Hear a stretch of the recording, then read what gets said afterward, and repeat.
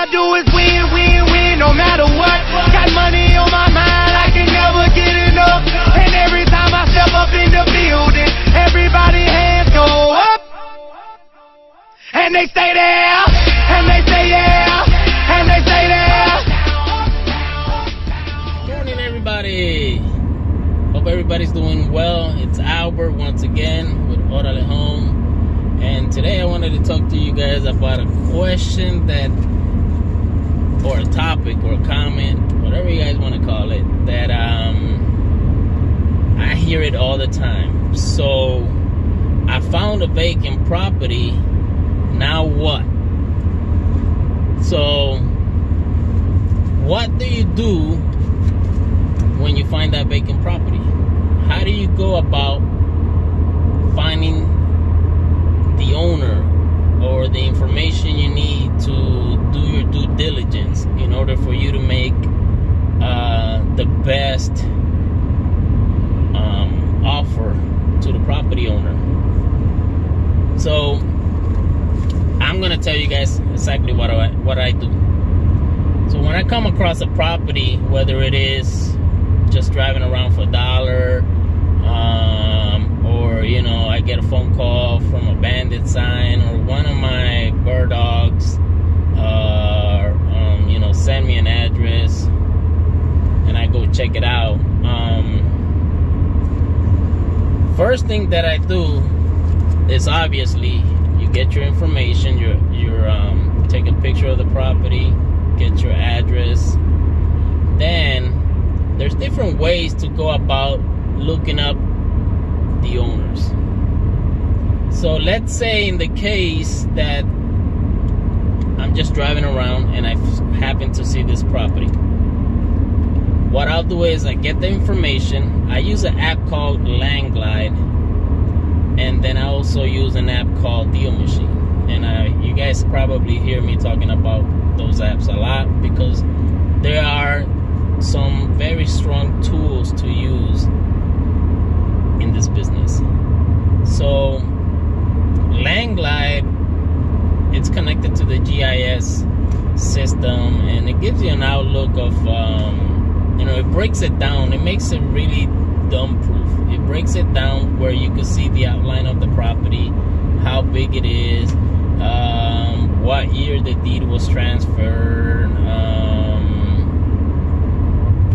Sometimes it tells you a little bit about the tax value of the property. It also tells you the tax value of the land. It could tell you, overall what the value of the property is worth.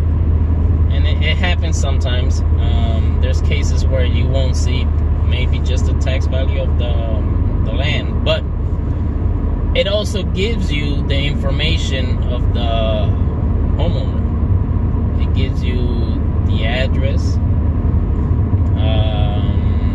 it gives you the name. It's not going to give you a phone number or anything else like that. That's when you're going to skip tracing a little bit further, or a little bit more. You find that kind of information, but it's going to give you enough information to start doing what you need to do in order to get this property under a contract, or at least to go see the property and determine whether or not it's a good deal or not.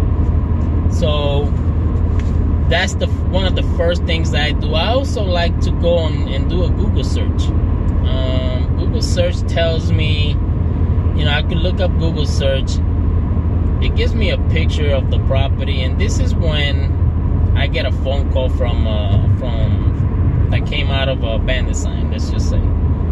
I have no idea where they're calling me from. Obviously, they saw a bandit sign, and they give me the address. I write it down. I already got their number. Obviously, they called me, but they don't have a picture. So I just do a Google search, and maybe I get lucky and find an old picture that was taken way back when.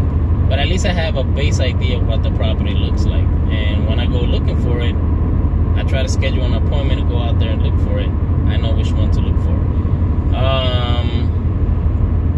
Obviously, one of the things you also want to do is before, I try to do it before, but you can do it before and after. It's just all how it is, how you talk to the people. You want to run some comps. You want to see what the value of properties around the neighborhood are. That way you have an idea what an ARV would be.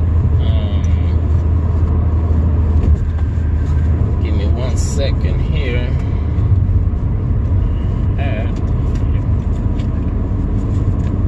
Sorry, just give me 1 quick second. Gotta pop in a mint. Right quick. There you go. So now you have an idea of what the properties are selling around, what their value is, possible ARV. Going back to the two apps, the other app that I like to use is Deal Machine, and that one I use especially when you're driving for dollars. You drive for dollars, you find this property, you pull up the Deal Machine, you open it up. Deal Machine is awesome because it does a lot of the skip tracing for you, and it sends the customer or the seller a beautiful postcard. Makes it look really professional. We've closed a lot of deals using that app. I'm gonna lower this because of sun glare. I'm headed back home. I was just looking at a property. So in the case that you happen to drive for dollar and you see this property, you could open a Deal Machine, and the new system that they just did an upgrade on Deal Machine, it shows you a map similar to Landglide. It shows you an a map, and then you just make sure you're in the right spot. And once you notice that the address is the same one as the address where you're at, click on that. It's automatically going to generate the information of the owner. It's going to tell you if it's an absentee owner or if they're occupied owners. It's really simple. It's really cool. It tells you all this information right then and there.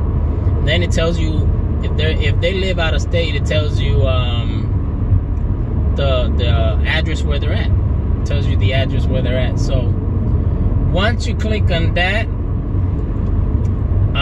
it's gonna generate a beautiful postcard, and then it's gonna ask you if you want to send it to them, and then all you do is approve it, send it to them, and boom. Now the postcard is gonna say something. I drove around the property. I'm interested in buying it all cash. It's gonna have your phone number. It's gonna have a picture of the property because you're gonna take a picture. It's gonna ask you to take a picture of it, and it's beautiful because then if the homeowner is out of state, then he's definitely gonna see that you're not a robot, that you were in front of the property because the property, it's a mess. And that's the current condition of the property, high grass, boarded up, whatever it may be. And then they'll take you more seriously because they're not, they may be one of those homeowners that receive tons of yellow letters. And yellow letters, it's another option you could do, but if they're like me and I receive yellow letters all the time, I don't even open them. I just throw them away. But with that being said, they may not be like me, and yellow letter does work for some people. They'll open it up if you send them a yellow letter, and they'll contact you if they're motivated sellers. They'll contact you. I like to send a postcard. It's very inexpensive. It's only $1, and it looks professional and beautiful. So with that being said, that's pretty much the easiest way you could come up into finding the information about the owners when you go and driving for dollars, or if they call you from a bandit sign, what it is you have to do. So I hope this information helps you guys.